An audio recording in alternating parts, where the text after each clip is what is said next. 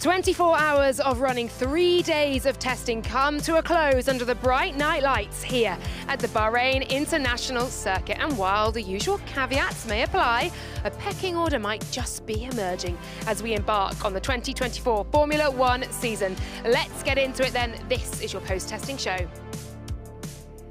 Hello, welcome to the paddock. Welcome for the first time live on F1 TV for one of our pre or post shows. And here alongside me, Will Buxton and Jolyon Palmer. We did it. 3 days of testing done and dusted in the locker. Will, how have you found the last 3 days? I've really enjoyed it. I said at the start of the week, this is probably my favourite time of the year because it's when we start to get that first impression of how this season's going to shake out. We've not seen everything. We've seen some things. But yeah, a couple of questions still remaining. But I'm so excited to get back for next week in the race. I think a fair few teams haven't shown their true card. As we have Max Verstappen just behind us here, potentially about to walk through our shot. We'll say a quick hello to him. Hello, Max. How are we doing? All good. How are you?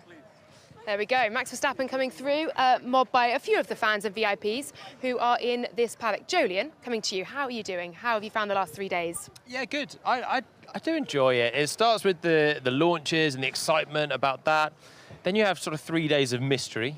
It ends at the checkered flag with the power hour and the last people trying to get on the soft tyres at the end and show what they can do.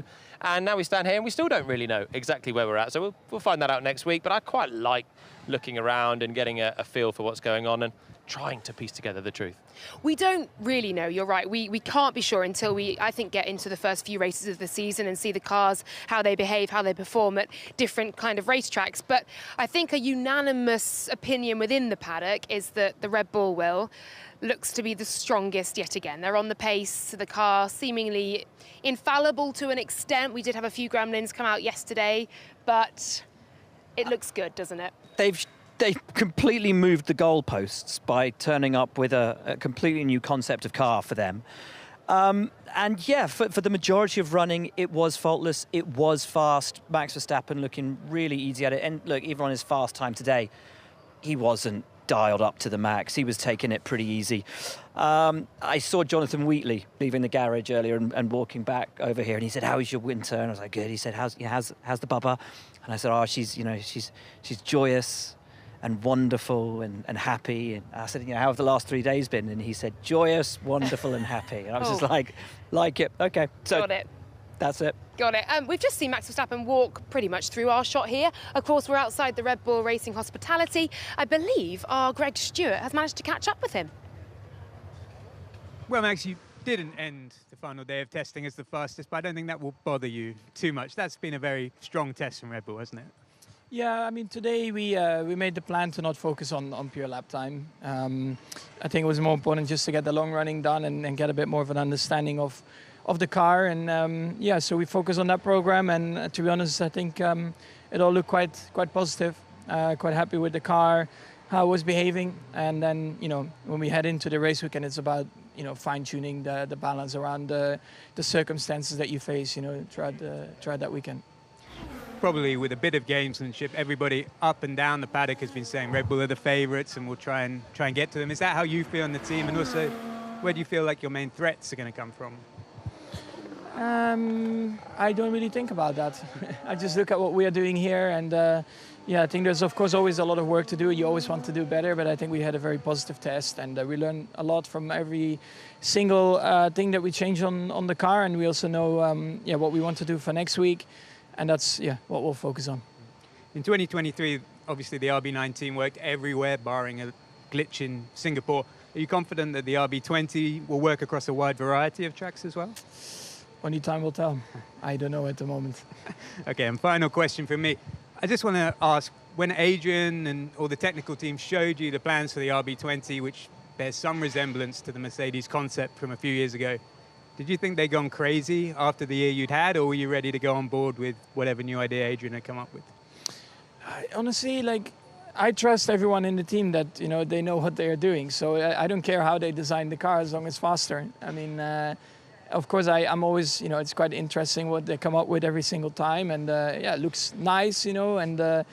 For the rest, I'm not an engineer. I'm here to do my job in the car, and they are here to do their job, building the car and preparing it. So, I think so far everything that we hoped for, worked very well. And that's always, a little bit of a question mark when you get to the real track. But I have to say the last few years already, I think that has been a good strength of ours. Lovely. Thank you, Max. He certainly is getting his job done in the car, and a new-looking car at that, as Max was talking about, as Greg Stewart was asking him about the new concept that Adrian Newey has taken this car down. Of course, he'd have expected the paddock to have converged to the RB19, so dominant, so brilliant a car that it was, and yet instead of just resting on their laurels and keeping the same sort of concept, he's gone a step further, Jolien. It's brave, though, isn't it? It's brave, but you just trust that this guy and the team at Red Bull are going to be able to pull it off. I love the fact that he's thought, you guys are all going to try and copy this, but you've not thought about this, which is back towards, as Greg said, it's towards the Mercedes zero pod concept. Of course, there's side pods on the car, but it's tiny air intakes. There's a slit on the horizontal frame of the front of the side pod.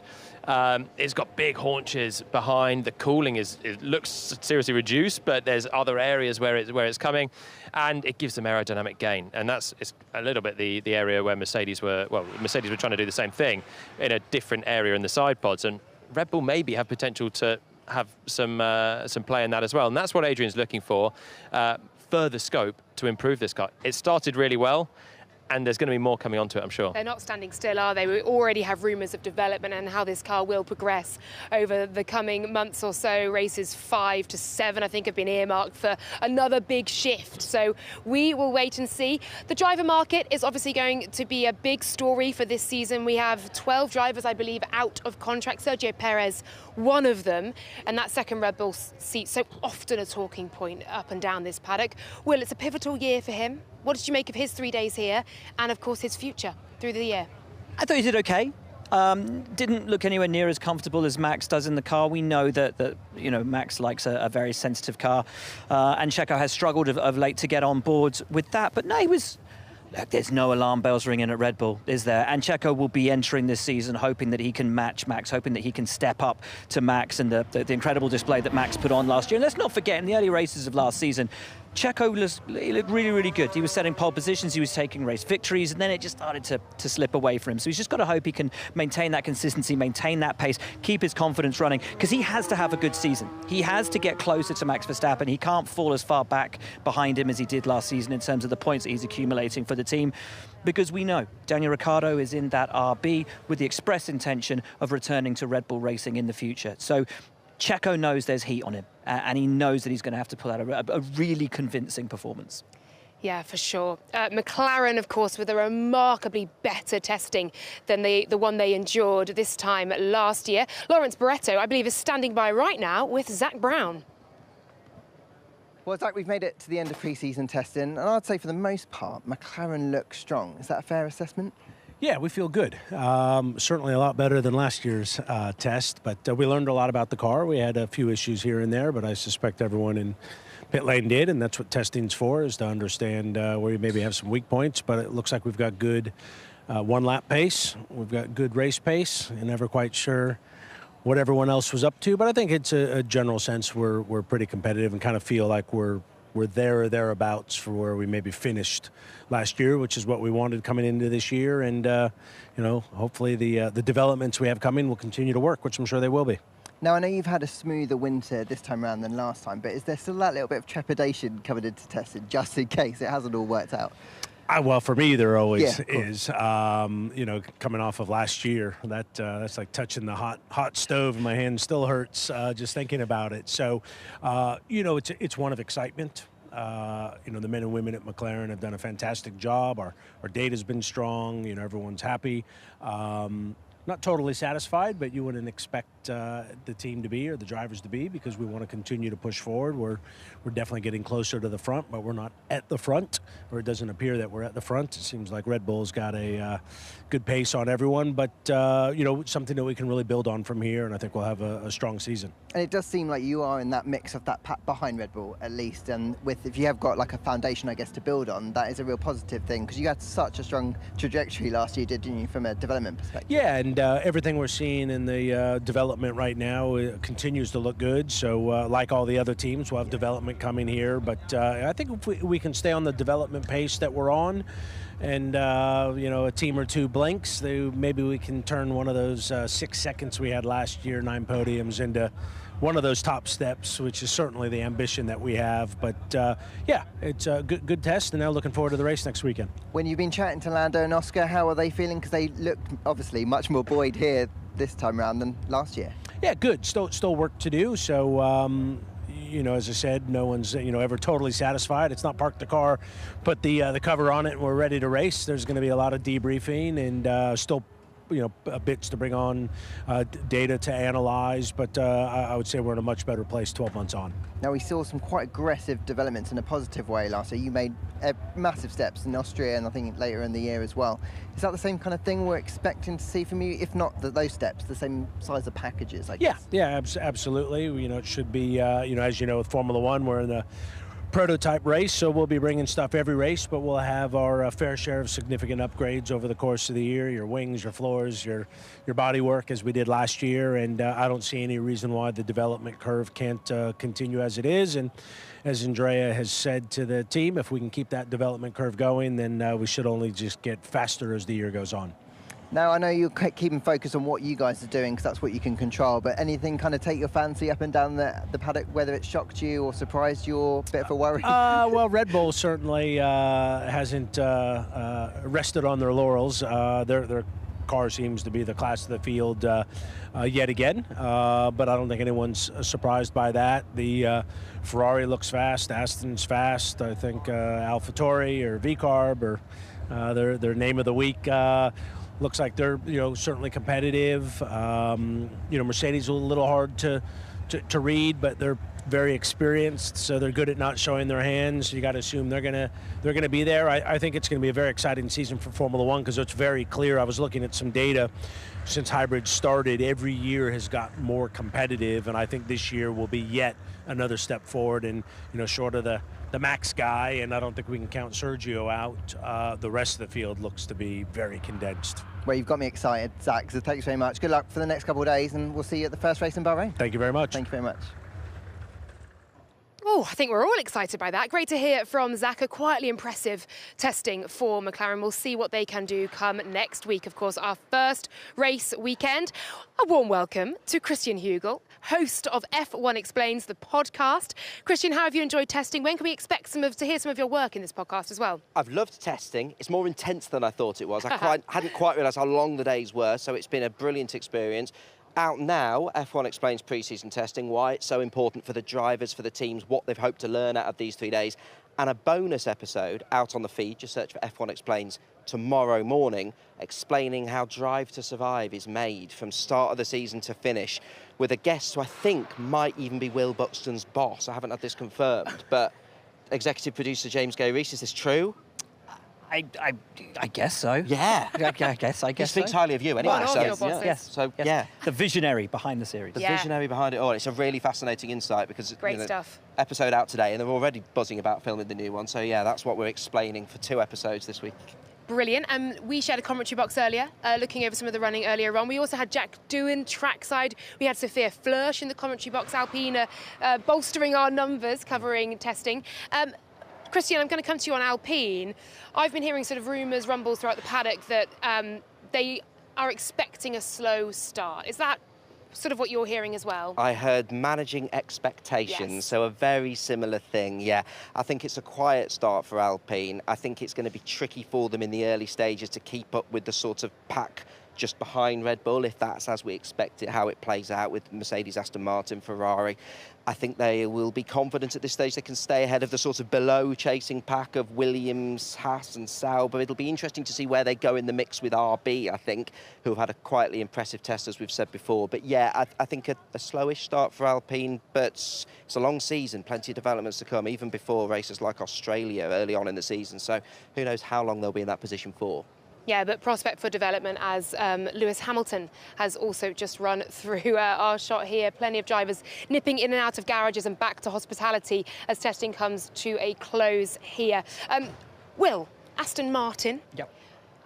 quietly impressive are the two words we've used so far to describe a couple of teams. What have you made of them? Do you think they're keeping quite a lot in their locker? Yeah, I thought a really solid test for Aston Martin. For me, I pitched them possibly ahead of Mercedes at the moment, probably about third or fourth. I think in the overall competitive order. We've not seen everything from them at all. Their race runs today look really good, particularly with Fernando Alonso. Really, really impressive later on in the day. Do I think they're going to have the same, giant killing start to the season that they did last year? No, because Ferrari have stepped forward, McLaren have stepped forward, and Aston Martin just couldn't make that similar kind of leap again. But no, it's been good. Been a really good test for them. At least they had both race drivers here this year as well, so that's been positive.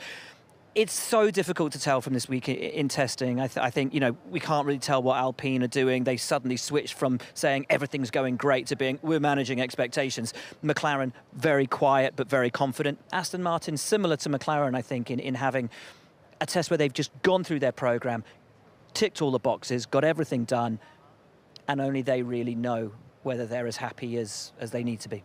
I love the intrigue and the mystique around it all. Cards played very close to their chest. 24 hours of solid commentary and we still don't really know. Still don't. Let's pretty much be honest. We don't really know, but we're going to try and fill a show with what we think we might know. Christian, driver market's going to be a huge talking point, plenty of mystique and intrigue around that one as well. Fernando Alonso, one of the drivers whose contracts is up at the end of the season. Where do you think he will end up? Put you on the spot there. Well, it's really interesting, isn't it? Because you look back at when he was potentially moving from Alpine, and there was the sort of hesitance. They were sort of thinking, is time going to be on his side? I've noticed the difference in Mike Crack's approach, the team principal of Aston Martin, saying, we want to keep him. So I think that will help Fernando Alonso. He likes to be loved, he likes to feel wanted, but we also know Fernando Alonso is a ruthless operator who'll want to put himself in the best seat he possibly can, and if he's offered that Mercedes seat, I'd be unbelievably surprised if he didn't take it. Maybe, who knows, if Mercedes don't think a Kimi Antonelli is quite ready, a Frederick Vesti's quite ready, maybe they're thinking, well, let's have a go with Fernando, and I don't think he's going to turn that down. Do you, Will? I don't think he's going to get offered it. I think question, yeah. I think Mercedes know who they want to put in that car. They need to see if who they want to put in that car comes up to scratch in Formula 2 this year. But I think the length of time it will take them to make that decision could see the driver market either stagnate or certain moves start to happen. And I can see Fernando staying at Aston Martin. I don't really see there's any need to move at the moment. He's starting to build something special there. And I agree. I didn't really answer your question, and I ducked around it. But if I was going to lay my cards on the table, I'd say he'll stay at Aston for a bit longer yet. Yeah, and he has said as well that they will be his first choice. They will be his first priority for any conversations. Thank you, Christian, very much. You're about to head off to interview Alex Albon. Correct. I hear. And Lawrence Barretto has caught up with James Allison. James, really good to see you. Testing has come to an end. I know we can hear cars kind of still going around for the final 10 minutes or so, but how productive have these 3 days been for Mercedes? Yeah, very productive. We had a very full test program. We're wanting to work through a bunch of setup changes that are really not possible once the season starts. And so to get those items done now to give us some direction for the hardware that we take into the opening series of races. It's been a good test from that point of view. Yeah, we saw, I think today, our tech analyst saw the front suspension. You were just playing around with like different positions of that. I guess that's what testing's for, isn't it? To just try and see what works and what doesn't work. So yeah, well. I think specifically you guys will have seen that we were changing the anti-dive level on the front suspension. And that's exactly the sort of change that you really can't do between runs in free practice sessions. So, yeah, useful to get that done and get a bunch of runs on it today compared to yesterday and make our decisions. We heard from Lewis and George over the last couple of days. They seem optimistic, or at least a little more optimistic than they did this time last year. Is that kind of a fair assumption? Yeah, we were in a world of pain this time last year. And while we're certainly not the leading car right now, we at least have an honest, well-behaved thing that can put in decent long-run pace. And I think we've got a bit more work to do on the single laps, but it's definitely a much better born car than the year before. So it's sounding like a better foundation, I guess, to work with, and hopefully that you can add a lot to maybe extract a lot more potential. The ceiling seems higher, at least at this stage. That's certainly our hope, yeah. When you were kind of going through the course of testing, did you hit all your markers from day to day, and was the data kind of correlating pretty well from what you thought it would do? Yes, in fact, that's one of the nice things about the car. and quite a sharp contrast to the year before, where we can change a thing and the car responds, and it responds pretty much like the sims say it should respond, and that gives us a lot of confidence that you can then make changes in the factory, in the virtual world, bring them here and expect them to work. So yeah, that's an encouraging thing for us. So what are the next couple of days going to be spent doing? It's not long, is it, till this first race of the season? I imagine you've got a ton of data to get through. Well, yeah, I mean, the first job is to get ourselves home. A bunch of people stay out here, but some get home, and tomorrow morning there'll be a big wash-up meeting to sort of review everything that happened in the test, decide on a whole heap of things that need to be done quickly, because the race is only days away, to prioritise the faults on the car, to work out what are the sort of category 1 fixes and stuff like that. And for the guys in the factory who were not here testing, but are the ones that make the car, they've just been cranking the production wheels furiously to make sure that we have race quantities, because what we have here at a test is not enough to cover us for a race weekend. So there's just a huge amount more to build and get glued together, get painted and finished before we emerge here in a few days' time. Great stuff. Well, best luck with all of that. And I'm going to ask you the question that everyone hates being asked, but I've kind of got to ask it, is where do you think you stack up at the minute? And I know it's only testing. I think it's quite hard to there's Red Bull are in front. If you look at their race run from today, it's quite fierce. But there's a few people in the chasing pack who are reasonably strong. Ferrari look okay. I think we look okay. Fernando just did a pretty fair run today. So I'd say that would be my guess of the three chasers. But precisely in what order, I'm not sure. I think maybe we look a teeny bit better in the long run, but a bit behind the Ferrari in the single lap stuff. So it's, I think a lot will depend on who has a good week between now and then. All right, well, best luck with having a good week, and I'll see you in Bahrain. Thank you very much. In Bahrain next weekend. Thank you. Thank you. Great to hear from James Allison there of Mercedes. We have moved ourselves to the pit lane. Thanks to Lawrence Barretto for that interview as well. And Pat Simmons joins us now. Pat, how have you enjoyed the last 3 days of testing? Well, as always, it's lovely to see the cars out there after what seems a very long winter. I think we have just as much intrigue as we normally have after testing. We have more questions than we have answers, and that, to me, that's what winter testing is all about. Pat, we're standing in front of Mercedes. We've just heard from James Allison. A couple of really intriguing points on that heavily, not updated, revised, let's say, Mercedes. In particular, I'm thinking that front wing and the attachment of the upper fourth element, which is so radical, so different to what everybody else is doing. And then also what we understand to be variable front suspension, which I know we were just talking about before we came on air. Yeah, intriguing that one, isn't it? Because at the launch it was sort of noticed, people commented on it, people thought it was a rendering error or something like that, and yeah, it's real life. So I haven't actually really had a good look at that yet. I guess my eye was taken off the ball by the front wing. Hell of an innovation if it's what we think it is. Yeah, absolutely. Yeah. But, I guess that they've done this before with their steering system and things. So you have to find all these little nuances. And when people say, oh, the rules are so restrictive, we can't be creative anymore, rubbish. You can be, and they are. Yeah, we're seeing the iterations, even of the nose of one part of the car, up and down the grid, everyone taking it in slightly a different direction. Red Bull obviously going in a very different one as well, but tending to converge here. Where do you see Mercedes sitting in the pecking order? I know it's only testing, but can we sort of get any idea where they may be, certainly on one lap and indeed long run pace as well? Yeah, I think it is difficult, because I think everyone's aware you only need a very small difference in fuel load and everything goes out of the window. So I tend to look at the long runs. I don't think they look too bad. I think what's perhaps more interesting is that I think Ferrari, who had a long run problem last year, they were quick over one lap, seemed to be a lot closer to Red Bull when they're both running the C3 tyre, both running it for quite a number of laps. So if we assume that the fuel load was similar, and that's a big assumption, then they seem to be very close. But on a single lap, where Ferrari were very good last year, I was looking at the data rather than the timing. And Max was cruising, you know. Up to turn 11, they were on exactly the same time. They came out of turn 11, no difference.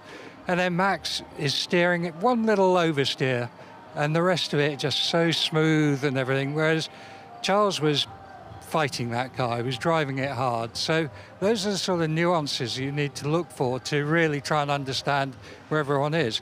Going back to the Mercedes thing, I haven't looked in detail at their data, but, you know, I don't think the pecking order has changed massively. It's the gaps that will be interesting, I think. I know you love the data, Pat, but you love to go trackside and watch the cars as they go around. You just told us about that. That Ferrari, when they start to push on it, for me, it starts to look a little bit leery. Yep, I completely agree with you, and you can see it on the data, you see it to some extent on the track. Now, one thing you've got to remember when you're testing in Bahrain is the wind. You know, it's notorious for it. And some cars are much better in a crosswind than others. And all the time over the 3 days, we've had this sort of tailwind down the back straight. So as you get to turn 11, it's pushing the cars out. And I think that might be why we've had some problems with the drains, because they're being pushed out onto the curbs where the drains are and pulling the covers off. But yeah, I would agree. I think the Ferrari looks a lot harder to drive. And maybe when Max starts pushing it, maybe his will look similar, but an awful lot faster. Pat, I'm loving listening to how you see the cars behave and the minute details that sort of the layman's may not pick up on. When are you going to come trackside for us on F1 TV? Can we get you out there to do some hits? Anytime you want. Oh, there we go. Producer weekend, Joe, Pat. anytime Every you weekend. want. Brilliant stuff. Pat, thank you very much for your insights. I'm really glad you've enjoyed testing. We can now throw to Sam Collins. He's in the studio taking a closer look at that Mercedes suspension. Yeah, thanks, Laurie. It was absolutely fascinating to hear Pat describing what I call absolutely top-tier technical nerd trolling from the Mercedes team. They showed this pre-season launch render that had clearly got a CGI glitch on it. These renders generally aren't worth the pixels they're printed on, and we all thought that was a load of rubbish. Turns out, as Pat said, it absolutely wasn't. What Mercedes have been doing is mucking about with some of their suspension positions, and that is pretty fundamental to car design. Have a look here. You can see the element we're talking, the rear upper wishbone on the front suspension. Look at that. That's the car from the day before, and then have a look at the different version we've got here. Now, if I draw that arrow a bit longer, you can see that there is a significant difference between the different suspension elements between the 2 days of running. Now, that angle between these two sections is absolutely huge. And the reason we've got so excited about this is this. You cannot simply change a part of a modern Formula One car just like that. You can't just modify the front suspension, bolt a different bit on. You actually have to change the chassis of the car. And it's a really big job. Mercedes clearly have designed this new car with this in mind. And I think James Allison was playing it down a little bit, because you'll see here, there's a big old lump on the chassis where you can see very clearly here where the team have bolted on a panel to allow different suspension positions to be experimented with. So on this version, you have the suspension arm coming in down here, but on the version they used earlier on, you can see it up here. Now, could they have one that goes in the middle? Who knows? But this is a big change, because you can't just bolt a section into a Formula One car monocoque like that. You have to do all sorts of structural stuff inside the car like that. And it's a hugely big engineering job. So I think Mercedes are going to be playing with this quite a lot more as the season goes on. Laura, I can see you're with the whole crew back there in Bahrain. Great stuff. Thank you very much, Sam. We have made our way out onto the grid, where in just over a week's time we will see the start of the first Grand Prix of the 2024 season. We've also picked up a few friends along the way. Jolyon Palmer, Lawrence Barretto and Alex Jakes out of the commentary box and down here onto the grid with us. Hello, how are we doing? Very good. More locations, more people. The show is packed. What? We can't quite hear you over there. Lawrence, how are you? How have you enjoyed the 3 days? I've had a great 3 days of testing, spending time with all of you guys in the commentary box and the office. You guys getting very excited as they were doing slightly performance runs towards the end of the session today. It's been great. I'm ready for the first race. Yes, we're just going to cover off a few of the other teams that we haven't spoken about just yet. I'm going to come to each of you, throw you a random team. Alex Jakes, RB, your thoughts? RB always look good in testing around here, and then you get to the end of the year, they end up in roughly the same place in the Constructors' Championship. So I think that is going to happen. Lawrence, Sauber.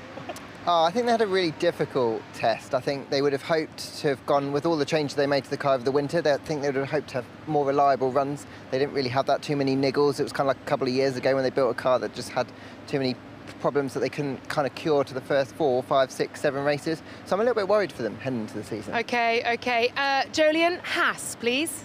In the worry category as well. I think they're a little bit worried for themselves, but they've been playing down expectations so much. They've still got 2 established drivers. We know how quick on Saturdays Nico can be. We know how racy on Sundays Kev can be. And they showed a little bit of pace as well at the end today in the power hour. So whilst they've been playing everything down, I don't think they're going to be adrift at the back, but I don't think they're going to be in the midfield. Come on, call the power hour what it's really known as. Jolyon Palmer's Power Hour. Branded. Branded with copyrighted, graphics. and that's it, every year now. We've got, I mean, we should have a buzzer for it or something. Will Williams, of course. Difficult start. A couple of major issues on day 1. Steadily got better throughout the week. Logan Sargent nowhere near as comfortable as Alex Albon in the car. He needs to step on this year. He's made a huge effort in the gym over the winter. Car looked much better today. Quick runs look pretty good. I don't think moving beyond 7th is going to be that easy for them. I think ahead of Haas, ahead of Sauber, if Alpine are as worried as they now say they might be, possibly ahead of Alpine as well. So round that P7. We shall see. Christian Hugel is with Alex Albon right now. Alex Albon, what do you know about your car now that you didn't at the start of pre-season testing? I would say the first thing is we've got a decent car to go racing with. I think day 1, day 2, we were a little bit on the back foot. We were struggling with the car. Just how different it is, we were struggling to rebalance it. I think today we made some big headways in just making the car more drivable. Still not perfect, easy to make mistakes, but quicker, and that's important. James Vowles, team principal, had said that he was looking to make the car more predictable, more consistent for you and Logan. Do you feel you've made progress on that as the test's gone on compared to where you were on Wednesday? We have it. We initially shifted the problem to a different area, so we fixed some of the issues we had last year. We definitely fixed them over into this year, and then when we went into day 1 and day 2, we picked up some things we didn't like, and we did a bit of a radical setup today. Tried to really change it up a bit. Seemed to work out for the better, so that's good. We know it's testing, and there's always the too early to tell caveat, but the sort of behind Red Bull teams look really close together, and those points positions will be really sort of competitive. How close do you think you can get to that pack, do you think? Because you were able to put the car in the points often at the end of last season. Yeah, let's see. I think the Ferrari still looks strong. Mercedes don't look too bad either. I don't want to make it sound like it's the original top 3 teams. I don't think it is. I still need to look at the data, but it's true that the midfield is closed up. Frustratingly, it just seems like everyone's kind of made the same jump from last year, so everyone's made quite a big step, but it's all quite equal throughout the field. Yeah, that's it. It'll just be about the fine details and track to track. If your car suits them, the circuit a little bit more than the others. If it's that close, could be good fun for you guys next weekend. Could be in for an interesting race. Could be. Let's. I mean, I like the boring ones. Boring and in the points. But we don't. You know, I do. But I don't think that's going to be the case. I think you're going to have more fun than we are. That's good. And just finally, long old day for you today in hot temperatures. How are you feeling now? It's okay. The more than anything, it's just you go into a quali sim after doing a few race laps. It feels a little bit weird, but it's okay. It's good to get the mileage in. We've now got a few days to rest, and we need to get that exposure to the driving, because obviously we don't get much of it. So Nick's going to feed it a little bit tomorrow. Go and have a nice couple of days, and good luck next week. Thank you. Thanks. So good to hear Alex Albon in better spirits. A tricky start to testing for Williams with a few technical gremlins, as to be expected for the first car of the season, but they've smoothed them out and got some decent track time under their belts. I think it's time to revisit Will Buxton's pecking order.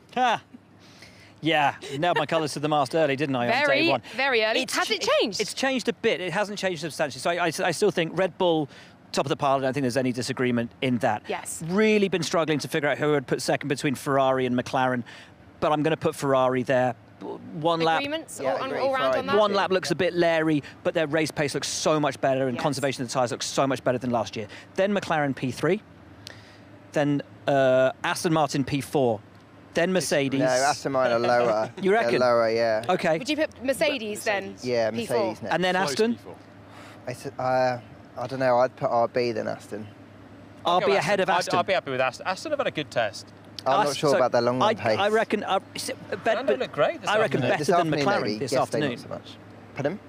Aston looked better than McLaren this afternoon. When Alonso and Piastri were on track at the same time, Oscar's times plummeted. Fernando's just stayed steady as a rock. It's Fernando, though, isn't it? True. Fernando Right. effect. So, where were That's the insight you're RB. after. So deadpan. RB, and then for the I've already said the bottom four. So Williams, Alpine, Sauber. Williams above Haas. Alpine.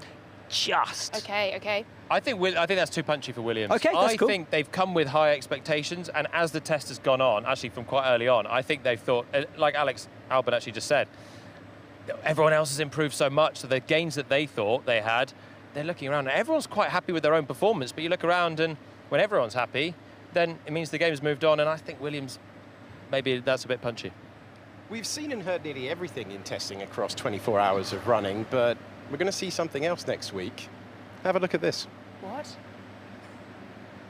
Rock with me. Oh my girls with me. Rock with me. Oh my girls with me. Rock with me. Oh my girls with me. Oh, good Lord, you teed that up. There are was some the teams run? that have got less How it should be airtime than Laura's F4 tests this week. You said there were no Excited cameras there. There's obviously been some footage, and you're apparently all going to see more of that next week. Yes, for those who haven't heard, throughout the course of the weekend, I haven't mentioned it that much, I did have the incredible opportunity to do 10 laps in an F4 car around this circuit, and I learned an enormous amount, and I really hoped it wouldn't go to air, but apparently here we are, it is. Great stuff. You really hoped it wouldn't go to air by sending the links to download all of the material. For the Generating all that G-force you were describing, the stamp on the brake pedal. I was never sure if they were actually going to make the edit, but apparently they've made not just an edit, but a very sexy little tease for you all there. You know why the times are so good on day one? Just rub it in. Exactly. From Laura locking up into turn one. Oh, I wish I'd been going quickly enough to lock up. I really didn't, but I did my best. As I said, learnt a huge amount. Right, as well as, of course, my F4 laps here as well. So we have to look forward to for our first race weekend of the year. Here is the schedule. Weekend warm-up will be live at 7:30 p.m. track time. That's on Wednesday. Don't forget, we are one day earlier for this first race weekend. Then into Thursday, practice first one 2:30 p.m. and then 6 p.m. for FP2, representative track running there. FP3 at 3:30 p.m. on the Friday, with a Friday night quali session under the lights at 7 p.m. Race day Saturday for our first race of the year, and that will be starting at 6 p.m. And there you go. That is the schedule for the first race weekend of the year. It's like we've never been away. I'd like to get final thoughts, please, from everybody. Predictions for next weekend. Alex, coming to you first. Well, pole, podium, nail all those colours to the mast. Come on. Formula One is nearly bulletproof these days. Next week, unsurprisingly, I think you're going to see Max Verstappen win the Grand Prix. But I think it's going to be an intriguing year. I think we're going to get first-time winners. I think we're going to get twists and turns. As the off-season has shown us, no foregone conclusions in Formula One. Love that. Lawrence. I think we're going to see Ferrari playing a bigger part this season, particularly in the early phase of the year, and they're really strong around here. So yeah, while Max is probably going to win the Grand Prix, I think the Ferrari is going to play a bigger part in it. Right, what I'm going to say is there's such a long season. There's 24 races, so we're all talking about the here and now. But remember last year how some teams were bad at the start and they came on strong. The picture will change so much. So my prediction for the season is that our predictions now might not look so clever by we get to the summertime. That's the usual thing for F1 TV, isn't it? And producer Joe, they're saying it's a cop-out from you, Jodium. So it's just a prediction for this week, because every week's. But this is Max what Verstappen will win the race. There we go. So that's what I hope for the season is kind of what Jodium was saying. Sure. That last year, every race we went to, we didn't know who, other than Red Bull, didn't know who was going to be competitive, what the order was going to be. And I really hope and I really think we're going to see something similar this year. For me, I think it's going to be a shootout between Ferrari and Red Bull for pole here. As for the podium, I'm going to say Max, one of the Ferraris and one of the McLarens. And I can't wait. I mean, just think about it, guys. Like, in a week's time, we're going to be back here. The cars are going to be lining up on this grid, in this place. All 20 drivers. Formula One's going to be go for 2024. I can't wait. Oh, I can't wait either. Thank you, Will. Just whetted the appetite there. Alex Shakes, thank you very much. Lawrence Barretto, thank you. Jolyon Palmer, thank you. And to you, Will Buxton, as well. And to Christian Hugel as well, running around the paddock to chat to Alex Albon for us. Thank you very much for watching. And here we go. In 1 week's time, we will know who is on pole for the Bahrain Grand Prix. The cars will line up on this grid and hurtle down into turn one, much like I did in my F4 machinery, of course. We can't wait to bring you all of that action here on F1 TV. Thank you so much for watching all of our coverage of testing. Lots of questions, a few answers, plenty more, I hope. Next week, we'll see you then. Bye for now.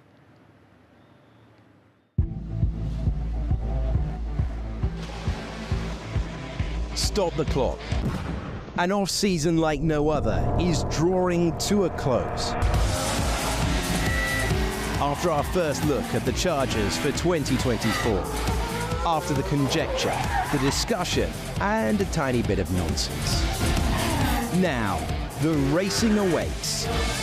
A Grand Prix weekend where the stopwatch will be definitive. The world's most advanced sporting competition back for season 75. Formula One returns.